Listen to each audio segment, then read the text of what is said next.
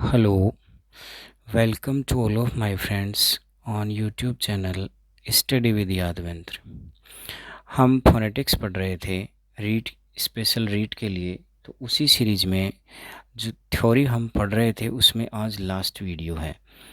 इसके बाद आपको जो पिछली रीट और टेट की परीक्षाओं में आए हुए प्रश्न हैं उनकी प्रैक्टिस करवाऊंगा और बाद में हम एक्सरसाइज और करेंगे, कुछ और इम्पोर्टेंट प्रश्न लेंगे जो अपनी परीक्षा की दृष्टि से इम्पोर्टेंट हैं। और जो ये वीडियो है इसमें हम शुरू करते हैं सबसे पहले कि जैसे मान लीजिए आपके पास में रैप है, रै आर कोई लेटर है, ठीक है। तो वर्ड में इस लेटर का प्रोनाउंसिएशन किस तरह से हम करेंगे ये देखते हैं, ठीक है। तो यदि आर के बाद, यदि आर लेटर के बाद कॉन्सोनेंट साउंड आता है, कॉन्सोनेंट साउंड, यदि आर के बाद कॉन्सोनेंट साउंड आता है तो ध्यान रखिएगा कि जो आर है ये हमेशा साइलेंट रहेगा। ये जो आर है ये साइलेंट रहेगा, ठीक है। जैसे एग्जाम्पल देकर मैं आपको समझाऊं तो जैसे हार्ट है,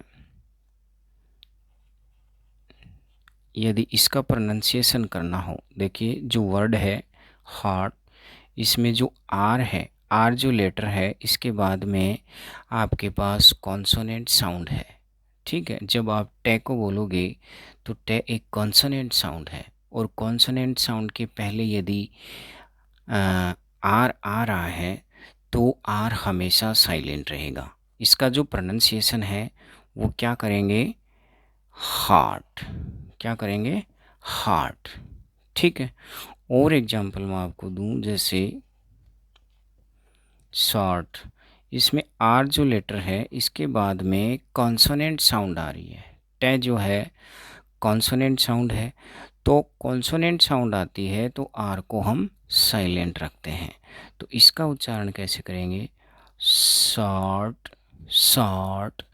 ध्यान देना जो ए है इसको हम थोड़ा लंबा करके बोलेंगे, शॉर्ट, ठीक है। आप इसको ऐसे भी लिख सकते हैं, परीक्षा में आपको ऐसे मिल जाए तो कंफ्यूज ना हो, शॉर्ट, शॉर्ट, शॉर्ट, शॉर्ट, ठीक है।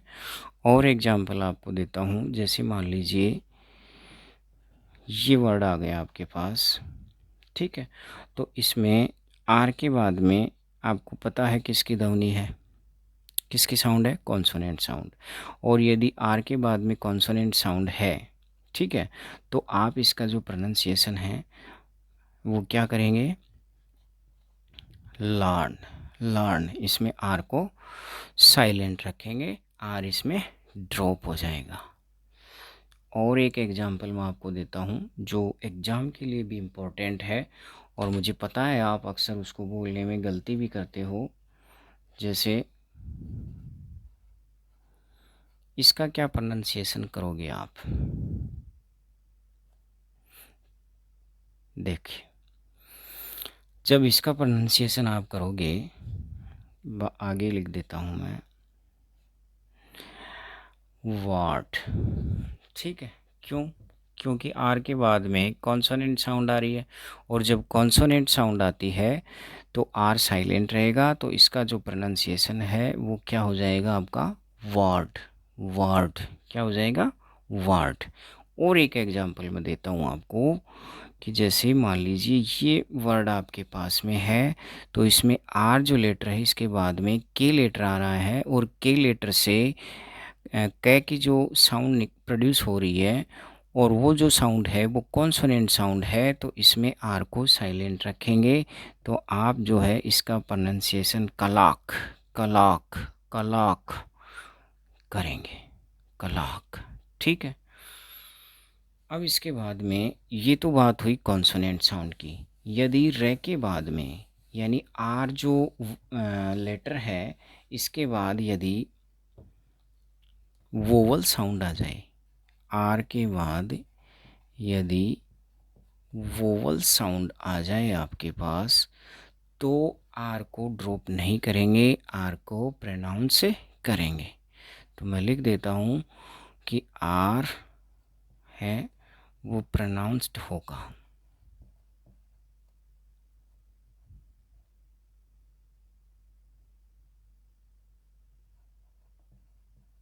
ठीक है, आर जो है वो प्रोनाउंस्ड होगा। जैसे एग्जाम्पल देकर मैं आपको बताऊं कि जैसे रे है आपके पास, ठीक है, इसका जब प्रोनाउंसिएशन करोगे तो क्या होगा, रे रे।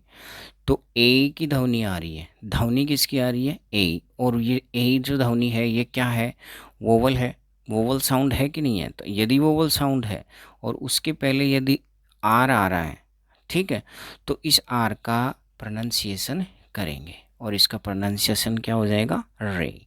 और एग्जांपल देखिए, जैसे राइज, राइज, राइज।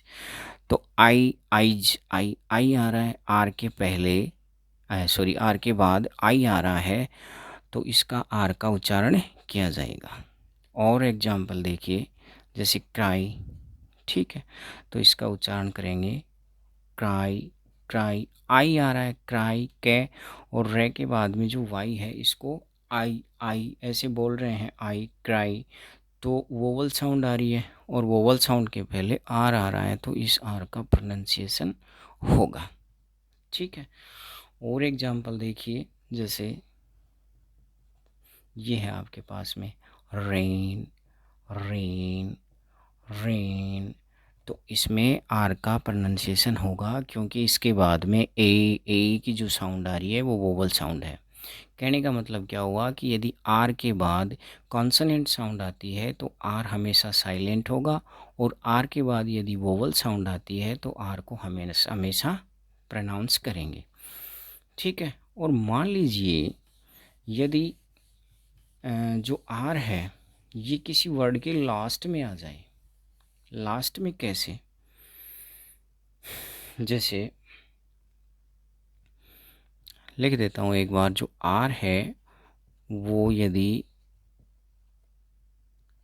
वर्ड के सॉरी सेंटेंस के यदि लास्ट में आता है, या फिर आप यूँ भी कह सकते हैं कि वर्ड के लास्ट में आ जाए, ठीक है, तो इसका प्रोनाउंसिएशन हम कैसे करेंगे। सेंटेंस में वर्ड के लास्ट में आ जाए तो इसका प्रोनाउंसिएशन कैसे करेंगे, तो ध्यान देना ये ऑप्शनल है, ठीक है,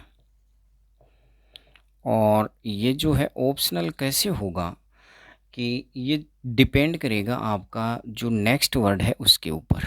किसके ऊपर, जो नेक्स्ट वर्ड आएगा उसके ऊपर डिपेंड करेगा। इट डिपेंड्स,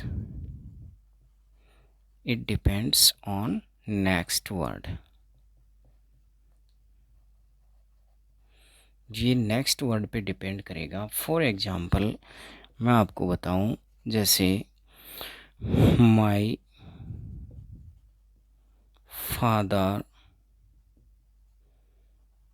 इज ए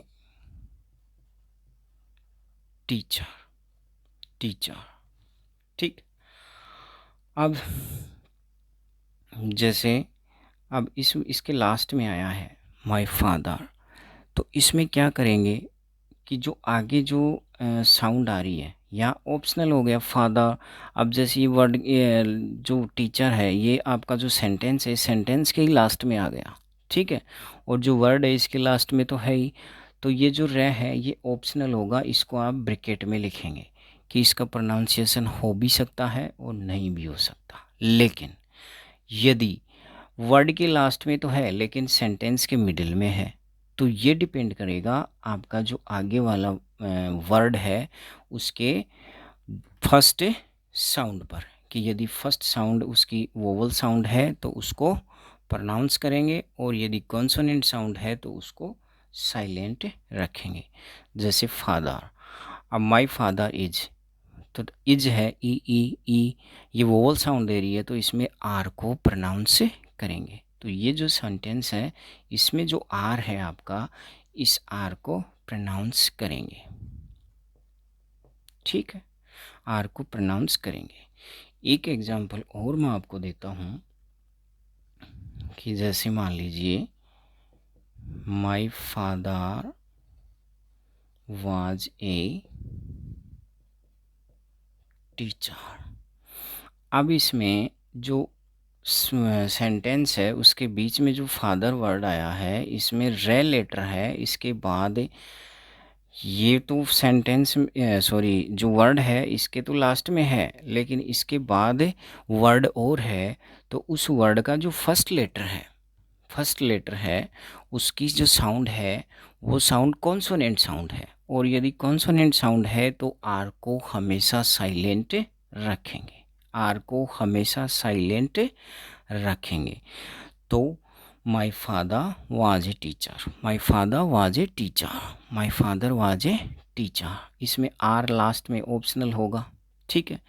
और डिपेंड करेगा कि जो नेक्स्ट वर्ड है आपका, सॉरी नेक्स्ट जो साउंड है वो आपकी वोवल साउंड है या कॉन्सोनेंट साउंड है, किस तरह से प्रोनाउंसिएशन उसका करेंगे ये मैंने आपको बता दिया है, ठीक है। इसके बाद में कुछ छोटी छोटी बातें और हैं, उनको भी हम इस वीडियो में जान लेते हैं कि जैसे मान लीजिए ये जो साउंड है ए की साउंड, ए जैसे अबाउट, अगो, इनमें जो ये साउंड आती है, ये साउंड है वो किसी भी वर्ड के, कोई भी जो वर्ड है उसके लास्ट में नहीं आएगी। ये साउंड यदि आपको किसी भी वर्ड के लास्ट में दिखती है, इसका मतलब उस वर्ड का ट्रांसक्रिप्शन सही नहीं किया गया है, ठीक है। तो ये बात आप ध्यान रखेंगे कि ये जो साउंड है वो किसी भी वर्ड के लास्ट में नहीं आती है। फिर देखिए एक दे का प्रोनाउंसिएशन और आता है, दे का, ठीक है, दे, इसका जो प्रोनाउंसिएशन है वो देखिए एक तो दी होता है और एक होता है इसका दे, और एक इसका प्रोनाउंसिएशन होता है दी, दी, ठीक है। तो ये प्रोनाउंसिएशन कहाँ कहाँ होंगे, यदि मान लीजिए आपके पास में जो है दे और इसके बाद में वोवल आता है, वोवल साउंड, क्या, वोवल साउंड, दे के बाद यदि वोवल साउंड आती है, ठीक है, THE इस तरह से अगर लिखा हुआ आता है और उसके बाद यदि वोवल साउंड आती है तो इसका प्रोनाउंसिएशन हमेशा दी होगा। और यदि कॉन्सोनेंट साउंड आती है,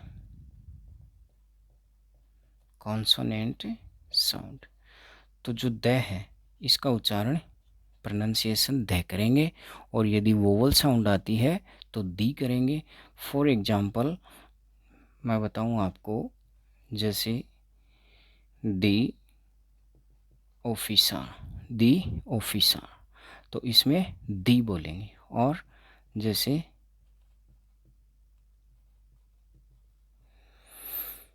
ये है द, तो इसको क्या बोलेंगे, द प्रिंसिपल, द, क्यों, क्योंकि ये साउंड का अंतर है, ठीक है।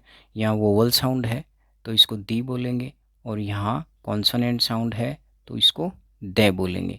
लेकिन दी कहाँ बोलेंगे, किसी भी द के बाद आने वाला जो लेटर है, जो वर्ड है, उस वर्ड के ऊपर स्ट्रेस देने के लिए, जोर देने के लिए, उसको इम्पोर्टेंस देने के लिए यदि आप दी प्रोनाउंसिएशन करते हैं तो इसका मतलब होगा कि आप उसको, जो वर्ड आया है उसको आप इम्पोर्टेंस दे रहे हो। जैसे ही इज़ द मैन, मान लीजिए आगे जो भी हो, तो यदि आप इसका प्रोनाउंसिएशन है THE, इसका यदि प्रोनाउंसिएशन आप दी करते हो, इसका मतलब आप इस मैन को इम्पोर्टेंस दे रहे हो। ये कह सकते हैं कि to show importance the is pronounce, the pronounce, ठीक है, यानी इम्पोर्टेंस देने के लिए दी का प्रयोग करेंगे। एक बार फिर मैं आपको बता दूं कि दी है ये होगा जब इसके बाद में वोवल साउंड हो, दे होगा जब कॉन्सोनेंट साउंड हो इसके बाद, और दी प्रोनाउंसिएशन हम कब करेंगे, जब हमें किसी वर्ड को इम्पोर्टेंस देनी हो, ठीक है। इसके बाद में कुछ और छोटी छोटी बातें हैं वो और देखते हैं। जैसे मान लीजिए कोई भी जो सेंटेंस है, सॉरी वर्ड है, कोई भी जो वर्ड है उसके लास्ट में यदि एम आता है और इस एम के बाद में बी आता है तो ये जो बी है ये हमेशा साइलेंट रहेगा। ठीक है। फॉर एग्जाम्पल जैसे मान लीजिए ये कोई वर्ड आया और इस वर्ड के लास्ट में एम बी आ रहा है, एम के बाद बी आ रहा है, तो ये बी है ये हमेशा साइलेंट रहेगा। और इसका जो प्रोनाउंस है वो हम क्या करेंगे, कोम, कोम। ठीक है। जैसे मान लीजिए ये आपके पास कोई वर्ड आया तो इसका प्रोनाउंसिएशन क्या करेंगे, टूम।